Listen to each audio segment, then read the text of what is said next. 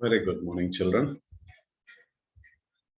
The topic which I wish to take a class today is on the evaluation of abutments in FPD.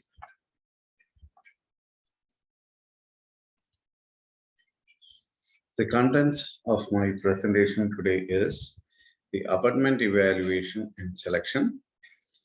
So, what is the crown? What is the ideal requirement of a crown? The root length and its form, the root proximity, the crown root ratio, the periodontal health, mobility of the tooth, then anti-slow caries, endodontic status, then tilt of the tooth, then occlusal forces acting on the FPD, and likewise conclusion and reference. Okay. So coming to an introduction, as for an FPD, we know that it has got an abutment, it has got two abutments, then a pontic, and we have we have the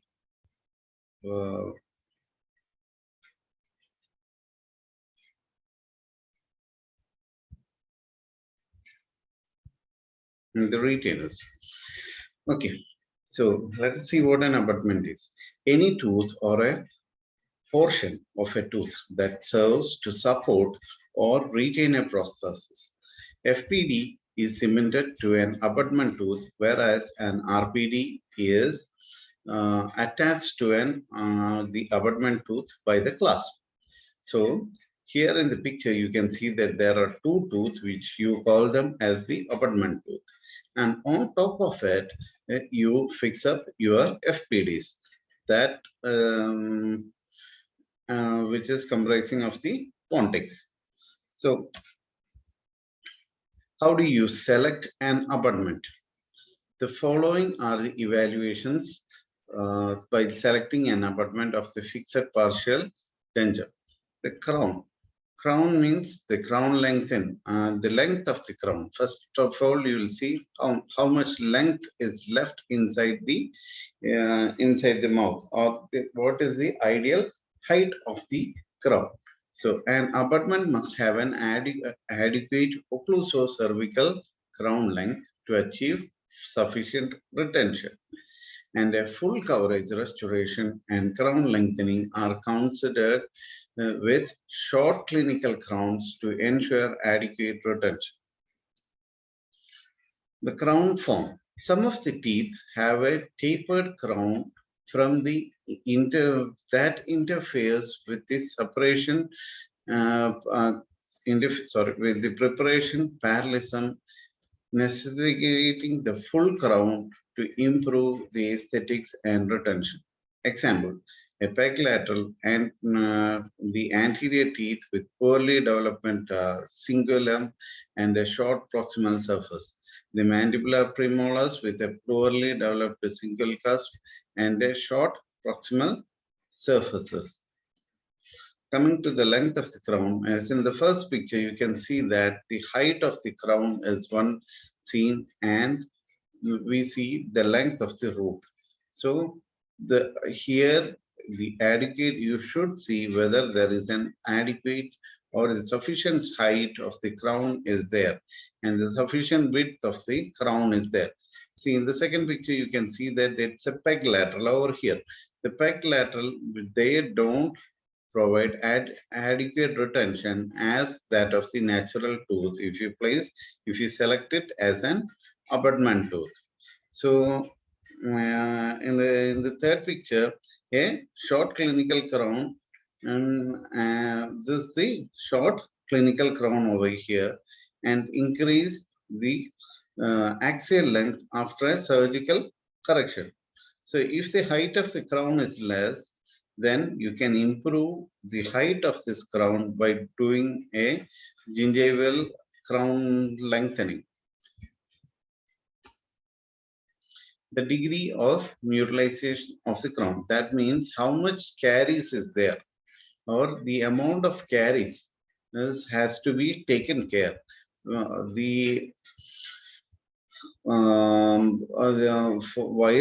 preparing an FPD. So the size The number and the location of the caries lesion or the restoration in a tooth will be influence the type of retainers or the abutment.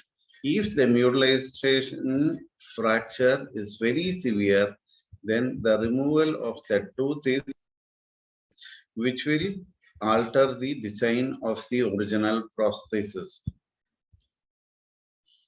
Then coming to the length of the crown and the form. If the abutment should have possess adequate root length, because this decides the amount of anchorage in the bone to effectively resist and transmit the occlusal loads. The length of the abutment root is directly proportional to the stability and the strength of the prosthesis. So you know that longer the root, the longer the deeper the anchorage which is achieved. So coming to the roots with a parallel side and developed mental grooves are better able to resist occlusal loads than the ones with the conical side. Then the multi-rooted teeth provide more stability and resistance from than the single-rooted tooth. You can see that the more the tooth are divergent or multi-rooted, it will be getting more anchorage inside the bone. A single-rooted teeth with an irregular configuration or with some curvatures at the apical third of the root is preferred than the one that has the regular taper. You can see very well in the X-ray. The more the taper is there, the more anchorage is received for this particular tooth. Coming to the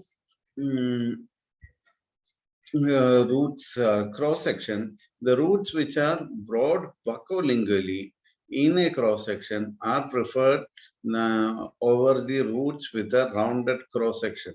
So you know that as it goes more broader, it gives more surface area of attachment inside the bone. So roots that are roots broad labialingually are preferred over the roots in a circular cross section.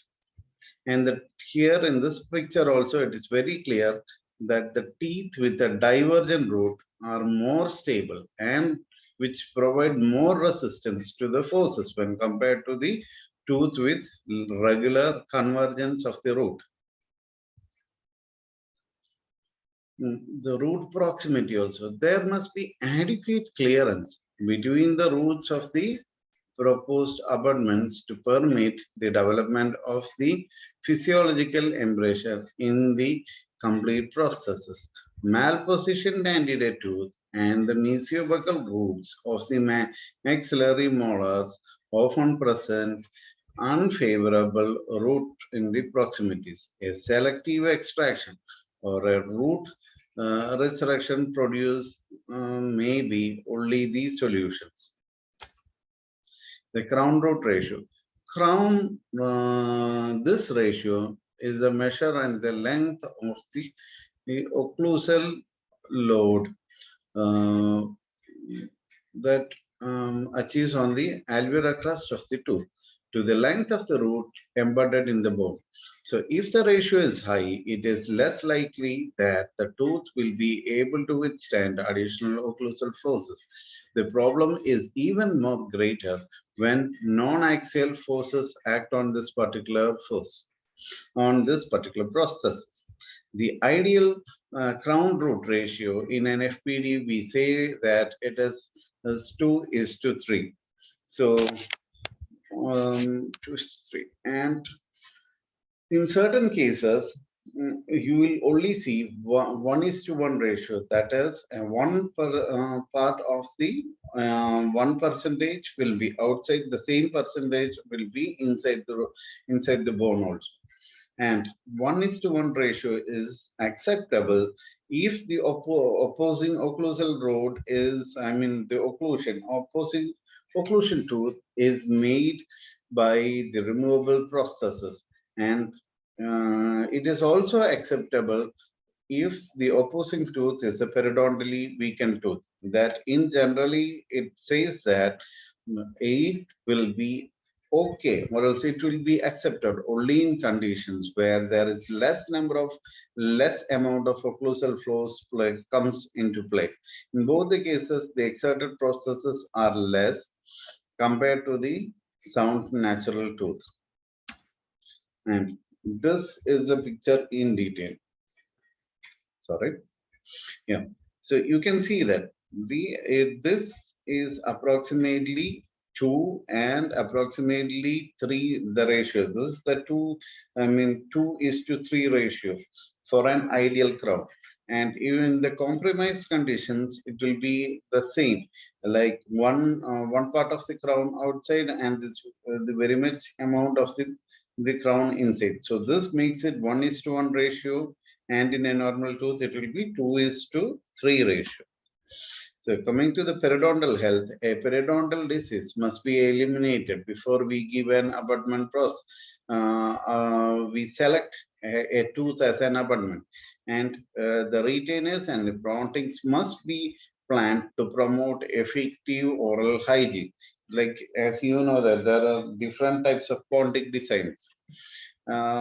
In the posteriors, we'll be using the sandtray design, and or else we'll be using modified sandtray, like that. So depending upon the situation, depending upon the condition of the tooth, the periodontal status of the tooth will be deciding the shape of the particular the shape of the pontics. And coming to the tooth mobility.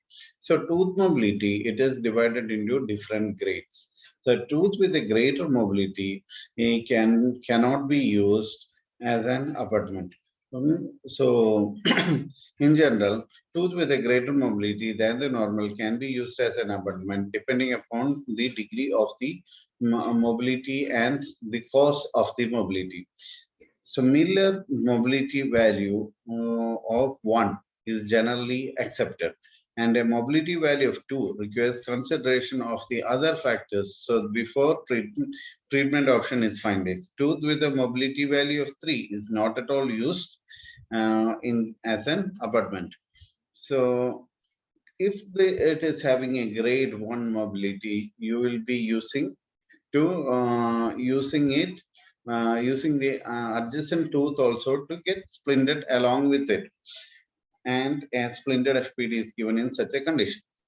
And coming to the other one is the Andy's law. Andy's law states that the combined pericemental area of an abutment teeth should be equal or greater than the pericemental area of the tooth to be replaced. According to this law, one missing tooth can be successfully replaced by taking 2 abutments for its support. If 2 teeth are missing, they can be replaced by taking 2 abutments, but but you have to see that this will be the maximum limit for it. And if there is more tooth are involved, that is more than three tooth are involved, then the idea of taking two tooth as an abutment is not at all considered. To make a mathematical calculation, average value of the root surface area in the permanent tooth were given by Josephine in 1963. With this, the root surface area of a missing tooth and the abutment tooth could be calculated and decided, and could be made as the number of abutments required for this supporting the pontics. But in this is just not a simple calculation. It has been shown that to provide periodontal diseases is treated, periodontal health is maintained, and occlusal forces are evenly distributed. FPD can be successful as little as 1/4 the support is advocated by the end. Hence, the Andy's law is safe and useful guide for an abutment selection. So in this picture, it is clearly shows that how to select an abutment according to Andy's law. Here only one tooth is missing. So you know that this particular tooth has got two roots. So you'll be replacing this with a support from the anterior one root and the other rooted teeth is in behind. So you can take this as an ideal situation. Here also what you have got is you have got three roots missing, that is 1, 2 and 3. So this is the maximum limit if you select this particular tooth for its support. That is this particular tooth is having a root of 1 and 2, and here you are replaced by and again the anterior abutment tooth you will be selecting. If you select this particular premolar, here also it has got one tooth, so that makes it all together the replacement of these particular three rooted teeth, and here also you can replace it with the three rooted teeth. But in a condition like this, if one more premolar is added, 1, 2, 3, and so it makes it 1, 2, 3 and 4 roots are missing over here. But if you are trying to replace like with two abutments, it cannot be considered. See, look over here, you have got only one single tooth over root over here, that makes it 1, and one the other two is here, that is makes it 3. So again you are left in short of one root. So it is better to take one more premolar as an adequate support. So coming to the next one is the amount of caries on the particular tooth. The caries can be on different levels. If it is an enamel caries, it has to be referred. It can encroach to the dentine and also to the root surfaces of the abutment tooth should be checked. So if it is going very deep, then you should think of doing a root canal treatment and getting it restored. Some others have suggested that even the removal of the existing filling, rechecking for the damages caused by the previous lesion, and re-restoring it. If there is any doubt, an intentional RCT has to be done before going for before selecting this tooth as a particular abutment tooth. Abutment should be evaluated for the wear facets, abrasions, and hypoplasias of the enamel. Then the endodontic status, the abutment tooth with proper pulpal health needs endodontic treatment prior to the tooth preparation. The endodontically treated tooth can be successful in function as an abutment. A full coverage retainer is mandatory when endodontically treated teeth are used as an abutment to minimize the possibility of fracture. A post-end core may be necessary depending upon the amount of tooth destruction. It can be calculated. Likewise, if it is a three-rooted, the three walls of the tooth is present, you can do a conventional restoration. But more than the three walls of the tooth are lost, then and you are only left with two surfaces, then it is ideally you can go for a post and core type of restorations. These tools are contraindicated as abutments to support a cantilever tooth, so that these forces acting on this particular abutment tooth could be avoided. And elective endodontic treatment may be necessary for a supra-erupted tooth or mal-aligned tooth as an arch relations. The prognosis is poor for a pulpless tooth with an extremely short root or with a canal that cannot be negotiated. You can see this in this condition. If you want to restore the bottom portion, then you will have to first intentionally do an RCT for the upper supraerupting tooth Then the height has to be lifted with a crowns, individual single crowns, then followed by the mandibular FPD.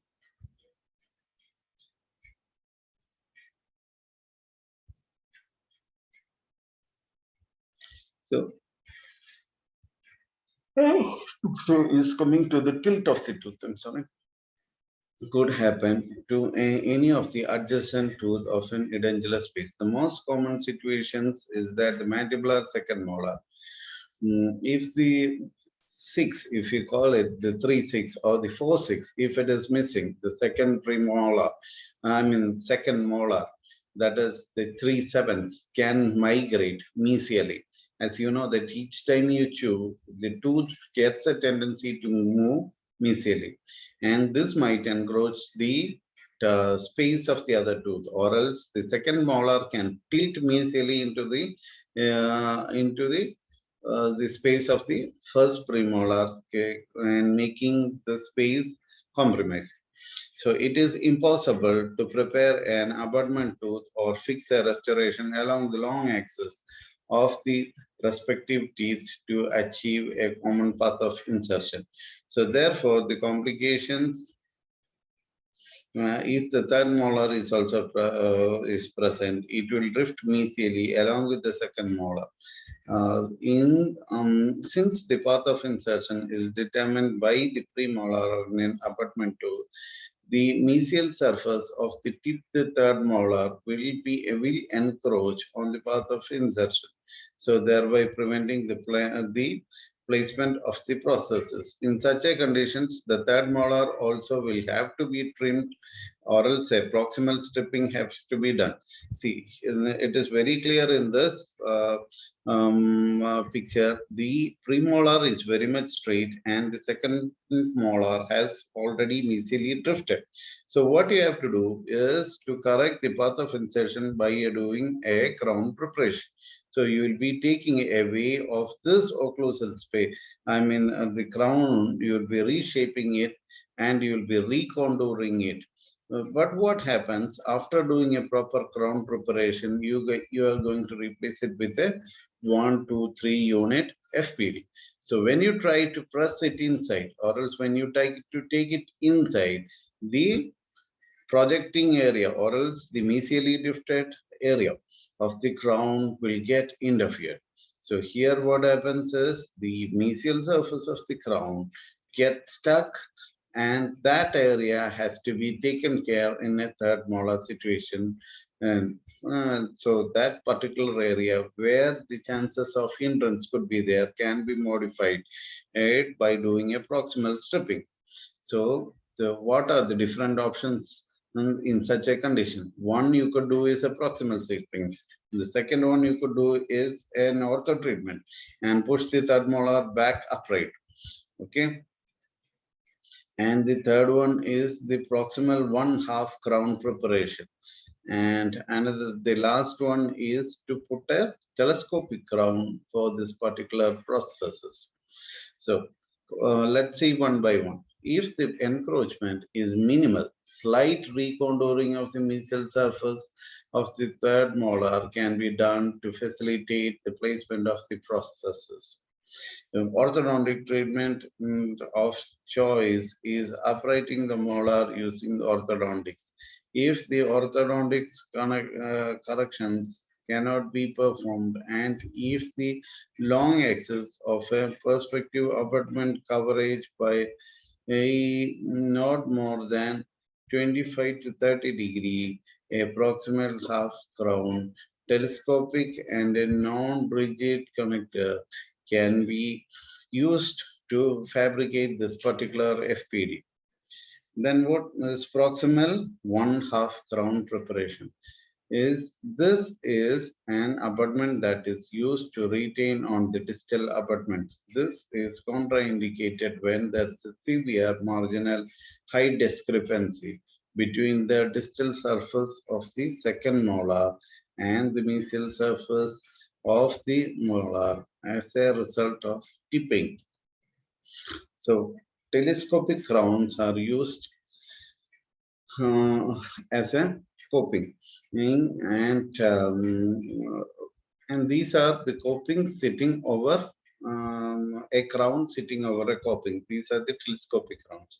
So if the tilt is too much, a coping is being prepared and fixed onto the tooth, and on top of it, another coping, another crown is fabricated and which is made to sit over it. So a full crown with a heavy reduction in the preparation is being followed.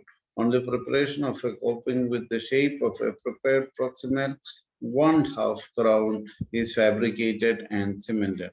A proximal half is used as the retainer for little tilted tooth, and the FPD is fabricated and cemented over this particular coping. The proximal half of the crown, which fits over the coping, is called the telescopic crown.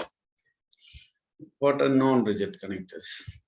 So the forces on the molar of a prepared full veneer crown with the path of insertion parallel to its long axis, a box form is placed on the distal surface of the premolar to accommodate a keyway system in the premolar crown along the long axis of the tilted abutment. So a non-rigid connector is something which is basically flexible. Or so what happens on the mesial side, no, on the distal side there will be a connectors will be placed.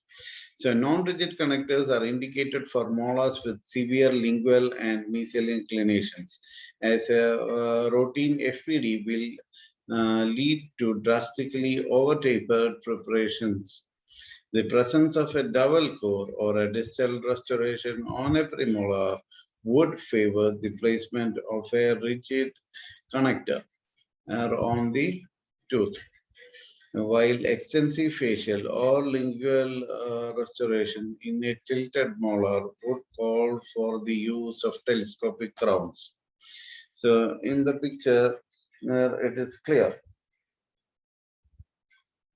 See, you have got a tilted molar. The first idea of ideology is to correct it orthodontically. If how is it done? You will be giving springs, orthodontic springs, and you will be trying to reposition the molar.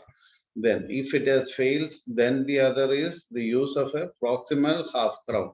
So that means only a half portion of the tooth is being prepared, and the other half is left intact as such, so that the proximal corrections can be done and on the abutment tooth, and a groove slot is being placed so that there will be a counter male and a female part. This part is called as the female slot, and this one would have a groove back on the occlusal surface, and with this help of the groove, the projections inside the metal cover will get seated over here. And the other one, the last one is the telescopic type. Here what you do is initial preparation of the crown is done, then a coping is prepared in the way as such which is being planned, and on top of this a corrected secondary crown is placed along with the FPD so that it gets a perfect seating. Then the other one is the use of the use of key and a keyway system. You know that this tooth gets, if it is very much tilted, you are going to use a distal key and a keyway system so that the path of insertion goes in a single plane. Coming to the occlusal forces which act on this particular FPD. The occlusal forces on this depends upon the position of the denture, the muscular activity of the patient, and the parafunctional habits. An average value of the forces exerted against a fixed prosthesis is approximately 26 pounds by a removable prosthesis, and it is calculated that it is approximately 54 pounds in a fixed FPD, and approximately 150 pounds can be induced by the natural dentition. So this also will decide what is the particular type of retainer required, what is the material which we can use to fabricate this particular type of crowns and the abutments. So all these factors contribute to the different types of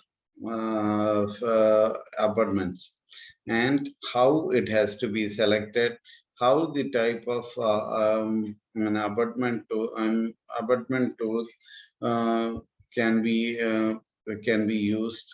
What is the ideal material of choice? All these things has to be decided before going to a conventional preparation. So hereby I thank you for patient listening. Anyway, we'll wind up the class today. Thank you.